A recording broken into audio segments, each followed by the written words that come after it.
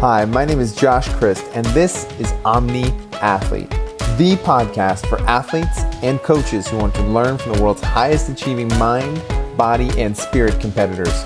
I'm glad you're here, and once again, it's time to join us on our quest to unlock sport as a transformational human experience. You're listening to Omni Athlete. Hi, everyone. Welcome to another episode of Omni Athlete. You're here because, like us, you believe that sport is a vehicle for elevating global consciousness. But you know that elevating consciousness through sport only matters if it actually helps you to compete at your highest level. We created this show to empower your performance with the wisdom and techniques of the world's highest achieving mind, body, and spirit competitors. Okay, so today's guest is a former world champion athlete, university coach, martial arts instructor, college professor, and the best-selling author of 17 books, with his 18th and final in the works as we speak. His books have been read by millions and translated into over 29 different languages. His TedX Talk has racked up over 250,000 views. And his seminal work, The Tale That Introduced Us to the Spiritual Journey Available to All of Us, Way of the Peaceful Warrior, was so inspiring to people across the globe, it was transformed into a major motion picture that starred Nick Nolte and received acclaimed reviews from the likes of Tony Robbins, Deepak Chopra, and Eckhart Tolle. While he's undoubtedly best known for his writing and speaking, at his core, this man is a teacher, a steward and guide for anyone who seeks to recognize the treasure of the human experience. He's dedicated his life to illuminating the ways we can all serve to connect with the unique, powerful, and beautiful story that unfolds for each of us every day. It's my pleasure to introduce to Omni Athlete, the student of Socrates and Peaceful Warrior, Dan Millman. Welcome to the show, Dan. Thank you, Josh. What a nice intro. I think there's a lot of places that we could start, but with the backdrop of sport and athletics being this interview, I would love to start with what it means to be a warrior in your eyes.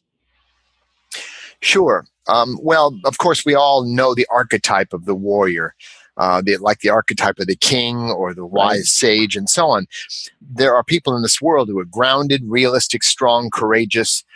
They manifest courage in life and so on. We describe that as the warrior spirit. The term peaceful warrior balances that. So it's peaceful heart, warrior spirit, which really is about all of us. But in everyday life, we don't always manifest either one of those things or both. And so we often find it easier to understand by using metaphors, and sport can be a master metaphor, sport or fitness training. The Japanese have a saying, how we do anything is how we do everything. Or the Zen masters would say, if you can really serve a good cup of tea, you know how to accomplish anything in terms of mental focus and so on. So the term warrior, the warrior spirit, it's funny. You asked the question, I could give a definition, but all of us know what that's about. We know when we can draw upon that when we need it in everyday life, not just in dramatic situations in sport or competition or when we face danger, but just facing the challenges of everyday life. So what comes to mind then is the gap that I think so many of us as athletes and competitors experience between that feeling, that moment of clarity and focus that occurs when we compete and we feel, we have different names for it, right? Whether it's being in the zone, finding flow, those moments of just total clarity and peace in the performance, and translating those same principles and ideals outside of our performance. So what have you experienced, and what have been some of the components found successful to really building that bridge for us as athletes beyond just our field of competition? Well, I can answer that question best with a story. But before I tell the story, let me just say a key element. I've written, as you said, 17 books. The first book most people think was Way of the Peaceful Warrior, my best known book. But actually, the first book I ever wrote and got published in a large publisher was called Whole Body Fitness. They didn't know what to do with it. It was a holistic book on sports and life. And that book could be in the Guinness Book of World Records because it's had 4 different titles. It came out 10 years later as the Warrior Athlete, and I won't go into the reasons why, then became the Inner Athlete, and finally its current and permanent incarnation, I think, is Body Mind Mastery. The reason I mention the book is not because of promotion at all. I have no motives in that area right now. The reason I mention it is it typifies what I wanted to say through my experience dealing with not just the field of sport, but meditation. This is way back when those two weren't conflated at all. And it is really about training body, mind, and spirit. And there weren't many books out. Years later, The Inner Game of Tennis came out. We all know that book. It's a classic too. And in that book, I use the phrase that I do not suggest people dedicate their life to their sport, but rather dedicate their sport to their life. And that is a radically different approach to living. Most of us get involved with the points, the scores. Athletes gain great wisdom through their training. They learn universal laws that are in the cells of their body. They embody those laws, like the law of process, the law of balance, all these things through their training. But they don't often know what wisdom they have because they're so focused on competitive goals, sports statistics, numbers, wins, losses, and times. So that is the emphasis with which I teach. All right, finally I come to the story. Socrates and I were in the gymnasium, and he was watching me, and I was doing a complicated dismount off the horizontal bar. Everybody's familiar with that. And I did like a full twisting double somersault, whatever. And I stuck my landing, which is everybody knows is a good thing. And so I figured that was a good place to stop for the night. So I ripped off my sweatshirt, threw it in my workout bag, and then we were walking down the hall afterward. And he said, you know, Dan, that last move you did was really sloppy. And I went, what are you talking about, Sock? You know, he's my old mentor for those unfamiliar with my work. That's what I called him, Socrates. And I said, what are you talking about? That was the best dismount I did in memory. And he said, oh, I'm not talking about the dismount. I'm talking about the way you took off your sweatshirt and put it in your bag. And he reminded me once again that I was treating one moment doing the high bar routine as special and the rest of the time ordinary. And that's when he reminded me once again, there are no ordinary moments. So what we call mindfulness, the zone, flow, all this is really about, as you said, as you hinted, which led to the story, integrating what we do in sport, what we learn in training in those intensive moments that pull us into the present moment, to start to expand that into everyday life. Because Socrates added something that changed my life. After he said that, he said, Dan, the difference between us is that you practice gymnastics. I practice everything. And what he meant was he practices everything he does. Walking, standing, breathing, brushing teeth, eating, whatever it is became like a sport where he practiced rather than just doing things. We do the dishes, we do our homework, we do our work, we do the laundry. But how many of us practice doing the laundry? How many of us practice breathing, standing, walking? And when we do that, it pulls us into the same absorption, the same zone that we experience in sport. So that's a long answer, but I think maybe a significant one because it really covers the whole connection with sport and life. Very much so. And you know, you kind of, I think, answered towards the end too, what you mean by practice. So my next question, I think, feels very natural from here. And it's and I'll put the hat on of an athlete and ask the question, how do I find a mentor who can both challenge me and captivate me if I don't feel like that's my coach that I interact with every day? And the reason I ask this question too is one of the things I found super energizing in reading your book, Dan, was there were moments where you even acknowledged Socrates would poke, right? He would push and poke and challenge, and there was different tools and methods that he used to engage you at the beginning and then keep you engaged as your journey progressed. And I wonder for a lot of athletes what we can do to, if not find a teacher like that, create space in our world to see more of those moments from the people we interact with. Yeah, well, that's, when you were just mentioning how can we find a mentor to help us along the road, I was thinking that sounds like a good coach. But coaches vary in their personalities and qualities. Any, teaching is a skill. Right. People think, oh, this guy's a great athlete. He or she would be a terrific coach. or teacher, but not necessarily. It's a separate skill, the ability to communicate, motivate, to clarify, to support, to encourage, to demand. All those things can make a good parent, a good coach, or a good mentor. And finding those is part of our path. Yeah. If we rely just on one person, we only get one perspective, just like people get second and third opinions in medicine sometimes.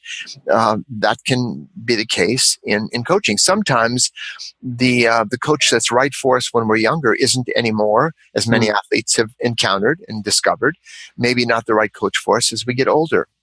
So that's a constant search. One of the most common questions I get is, how can I find the right teacher for me?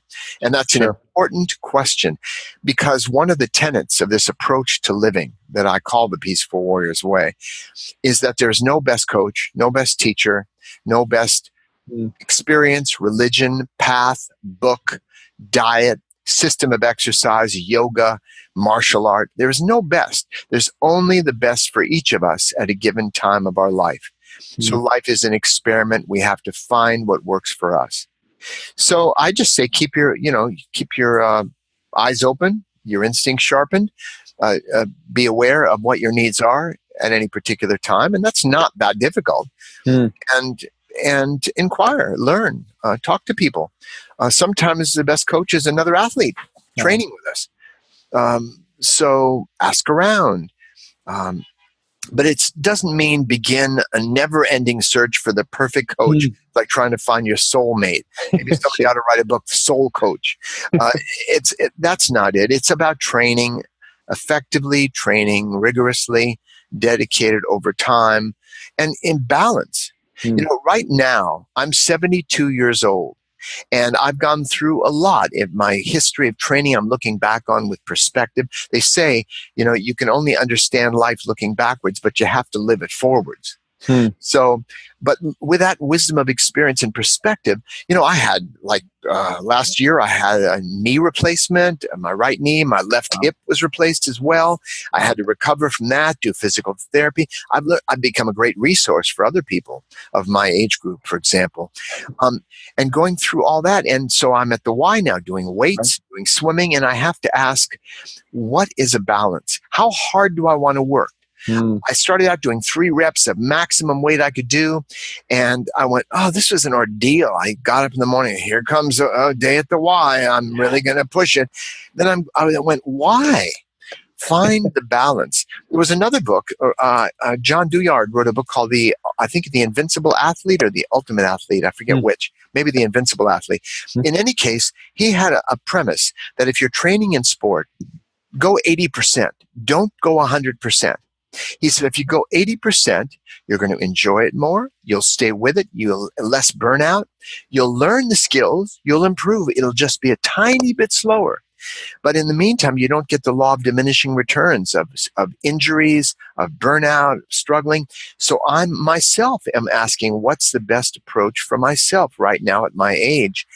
How hard or how easy do I push?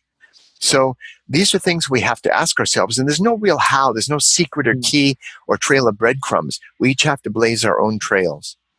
How has the let me start this next question with a how, naturally. How has the progression as you've trained, Dan, as an athlete, the progression you've gone through in finding that balance from when you first started competing? I mean, I think what we all experience, and it's not exclusive to athletes, I think coaches, competitors, right? If we consider ourselves or identify with that idea of competing to better ourselves and grow, especially in an athletic realm, we're constantly struggling with that question of balance, whether today is a day to go hard, to go 80% or 85, 75 or 90. And I wonder, how has that view been shaped over the years from when you were, competing and preparing to go to the Olympics and competing in world championships to different parts of your life?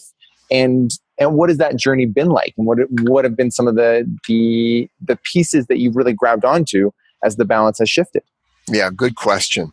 We often assume, I was looking at an old video of Arnold Schwarzenegger and Lou Ferrigno doing this bodybuilding, pumping iron. Yeah. And these guys had to just max it out, go to failure every time to develop that kind of tone and cut. To me, it's exaggerated. I'm going, why would they want to do that? But nonetheless, they were involved with that particular approach to training and bodybuilding. And for them, it was all out. And it was do whatever you can do, get enough rest, eat the right diet to completely focus on that. And that's one approach. Maybe it was right for them at the time. If somebody is training in the Olympics, or for the Olympics and elite level stuff, of course, you have to balance your workouts, harder legs one day, harder upper body the next, in gymnastics at least. But it's all about maximizing your effort over time. There was one gymnast on our team at Cal many years ago. We just had our 50th team reunion of that when we won the NCAA championships. So it was a fun get together. But Rick, his name was Rick Field. I mentioned Rick because his sister Sally is Sally Field, the actress. Sure. And she used to come to our meets to give out awards. Really cute.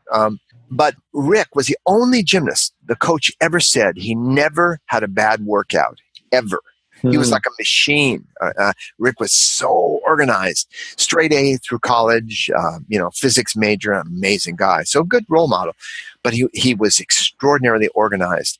But is that the way anyone can do it and everyone should do it? No, again, that's trying to model ourselves after someone else. And we have to model ourselves. Somebody once said in the field of writing, I cannot write a book commensurate to Shakespeare or a play.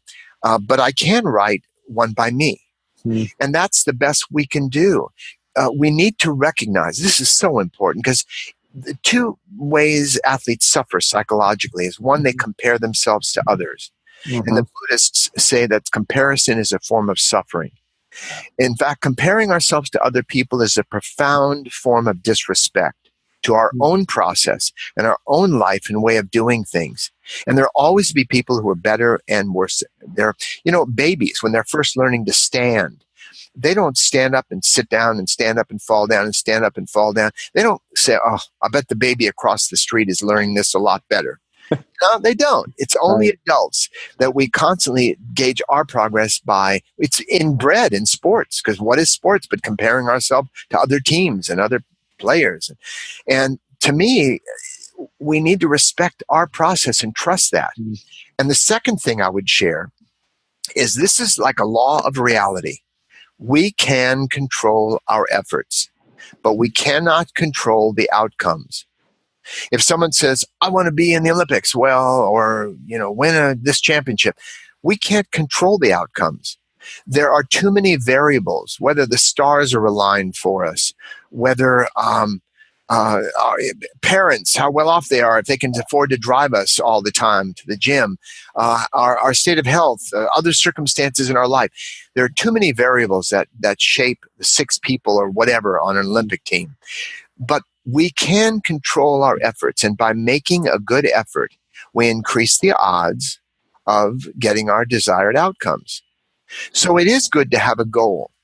And we're hardwired goal seekers from the time we're infants, crawling across the floor, trying to get to something. There's something we want. So, in the Peaceful Warrior movie, the character Dan has this revelation and says to Socrates, I just realized it's not the journey, or it's not the destination that makes us happy. It's the journey.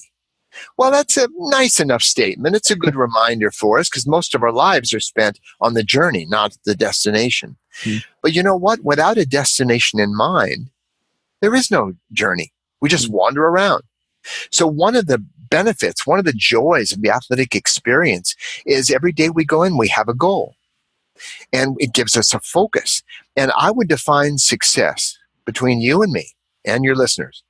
I would define success as making progress toward a meaningful goal.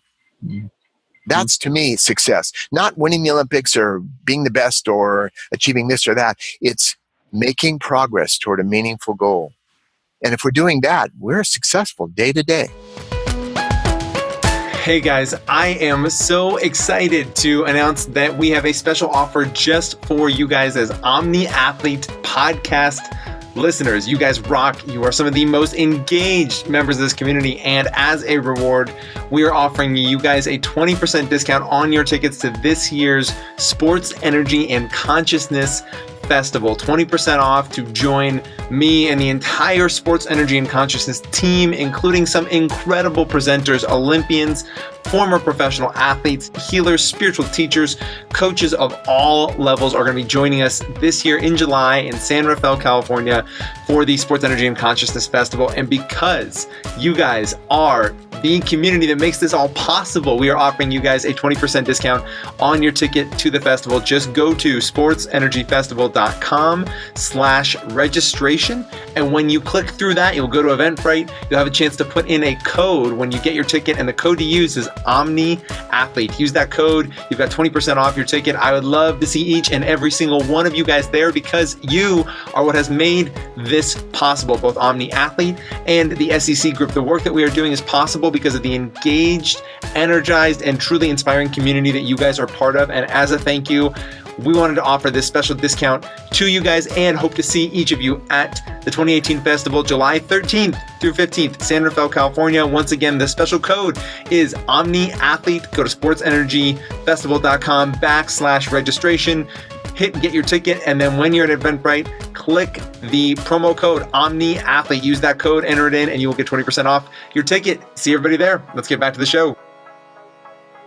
So the question that comes to mind feels there's so much in the athletic sphere at times that I think it's misinterpreted, and specifically what I mean is value and worth. I think when athletes are successful, especially when they're successful by what we would determine as external markers, right? Whether it's, they're winning competitions, they're setting records, they're on a winning team, there's a perception that they must have a very high internal worth, right? And the ability to value themselves very strongly. And a lot of times we find that isn't the case. And so what strikes me as I listen to him is the power of being able to find that value removed from sport. And I wonder, what have you experienced in being able to cultivate that? Because at times it can be hard to remind ourselves to be in this moment of who we are versus who we think we should be, or who we think,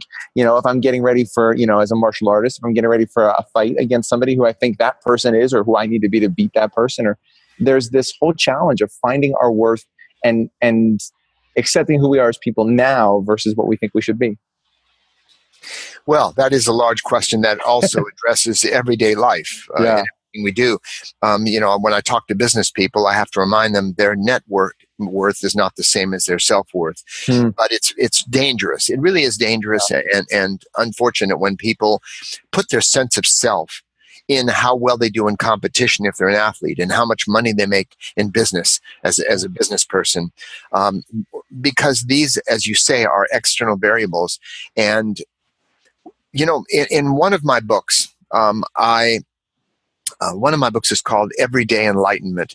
And it deals with 12 arenas of what we call personal development or personal growth. And I'm not going to go into that now. It takes too long. It's 12 areas. But the reason I mention it is the very first element, the foundation element of those 12 arenas, those 12 courses we need to pass in order to graduate in the school of life, is discover your worth. And self-worth is not the same as self-esteem. Self-esteem is how confident we feel, and that changes moment to moment. There are athletes who are confident on the sports field, but not so much at a party or social gathering. And for other people, it's just the opposite. So self-esteem is feeling confident and good about yourself. That's very nice. But self-worth goes deeper. Self-worth, it answers the question, how good of a person am I? How much do I deserve of life's blessings? An Indian saint named Ramakrishna once said, an ocean of abundance can rain down from the heavens, but if you're only holding up a thimble, that's all you're going to get, or a shot glass. And so self-worth, when we understand that and begin to accept our worth and appreciate it, not in a sense of entitlement, like I'm the greatest and I deserve everything. No, it's just recognizing as a human being who has faced adversity before, as we all have, we have all gone through difficulties, and we're still here. We're still standing. We've fallen down, but we got up again. Recognizing our innate human worth is a foundation for life, because then we are less likely to self-sabotage and get in our own way, which I've seen happen in the gym as a coach at Stanford and elsewhere. So that's why I think, some people are driven to high achievement by insecurity. See, insecurity is some innate feeling of inferiority and feeling we have to prove ourselves. And someone is driven by the need to prove themselves. It can drive them. Yeah, it can lead to some achievement, but you know what? It's pretty miserable, because it's a constant struggle just to prove themselves. Whereas, when I was a young trampolinist, who knew that jumping up and down on a trampoline would lead to a college scholarship, NCAA championships, world championship, and so on? Who knew? But I just love doing it. And you know what? If you said, Dan, did you apply yourself? Did you work hard? Did you give it your best each day? All I did was play. And don't we say we play a sport? We play at a sport. For me, it was constant play. It was intense. It was focused. Sometimes it was scary, doing multiple somersaults and all that. But it was all play. And I played and played and played. And one day I went to this meet and they said, you won. I went, wow, that's fun. So that's how I approached it. And to me, it's a viable way to approach it. You don't have to be that serious and frowning and struggling. Some people have a kind of a masochistic approach to sport. Now, granted, remember I said, by making a good effort over time, I don't go necessarily with magical thinking, and if you just intend it and visualize it and do the right mental techniques and play the right music, then it'll lead to all this achievement. I think if we just exert effort over time in a consistent, balanced way, stay alert, learn good, proper form, technique, because exercise is only as beneficial as the posture in which we do it. Do what we need to support ourselves. If it's deep tissue body work, myofascial release, relaxation techniques, a little yoga off season, that sort of thing can be very beneficial. By the way, I need to put a caveat there. When I say yoga can be good or bad depending on the teacher, the experience. Again, people can push too hard in that arena. So that's what I would say in a larger response to your question about self-worth and the drive we have. That's so the quick segue that just popped into my head, Dan, is could you explain a little bit about what that difference is between going too hard in yoga? And the reason why I asked this is I think yoga is it's become so popularized within the culture sphere, right? That we are, I know athletes and coaches gravitate towards it very naturally, right? Because it is, because of the aura around it. However, it isn't always implemented, I think, to what you're alluding to, in the way that it is intended. So how can an athlete that's never, stepped foot in a yoga practice before begin to tiptoe in there with the right frame of mind to make it impactful and restorative in the way that it needs to be? Well, there are several things that are emphasized in yoga that aren't always emphasized in sport, but I want to say this. Whatever sport someone does, whether it's a sport, martial art, whatever, they can approach it as a yoga. It's a dynamic yoga. But if you do it mindfully, and by the way, mindfulness has become a buzzword, of course, but all it really means is paying attention to what's going on in the present moment without judgments, just being aware. That's really what it means. So it sounds very fancy, but that's pretty much it. So, but with an emphasis on mental focus, being alert, paying attention, staying aware, relaxation. And more athletes today are understanding the value of being able to relax as much as possible using only the muscles we need to move more efficiently, quickly, rhythm, balance, timing, reflex, speed, and all that.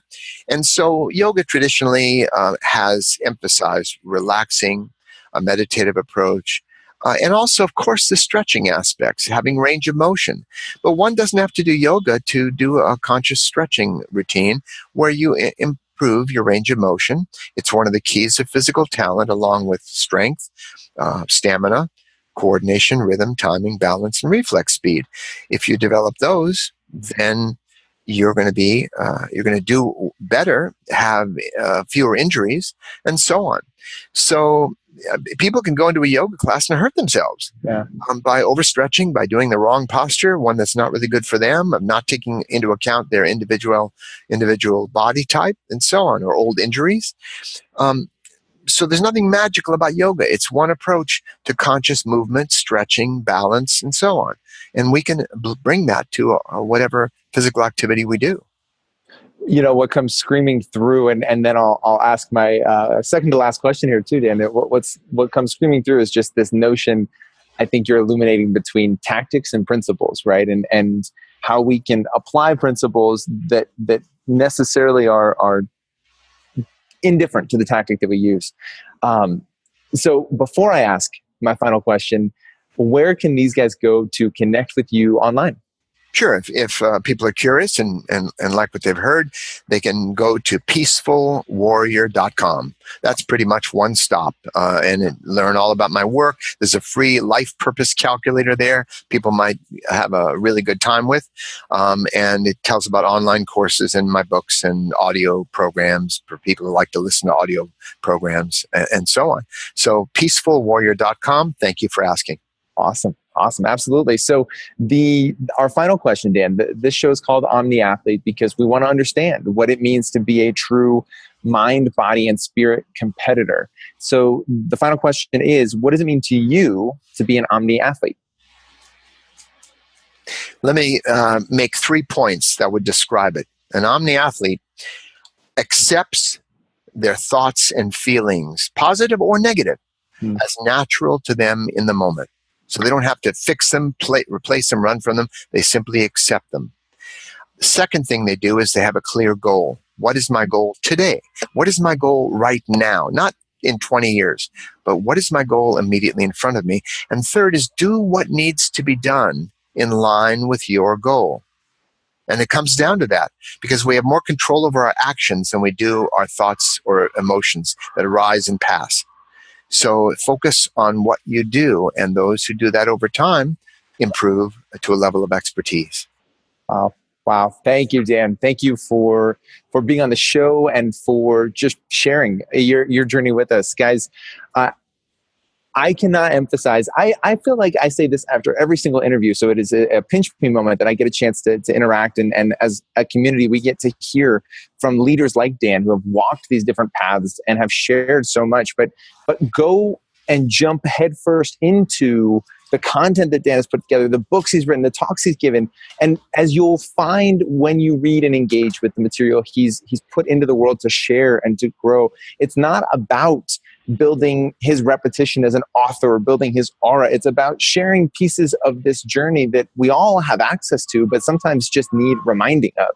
And these principles are so universal and so easily applicable, but so often overlooked that, Peaceful Warrior was such an empowering book for me as I read and as I digested it. I can only imagine what the rest of Dan's work is like, and I can only encourage you guys to dive headfirst into it and really, really grab whatever speaks to you within the work that he has brought to this world and the part of your path that you are on. So until next time, guys, thank you for tuning into this episode of Omni Athlete.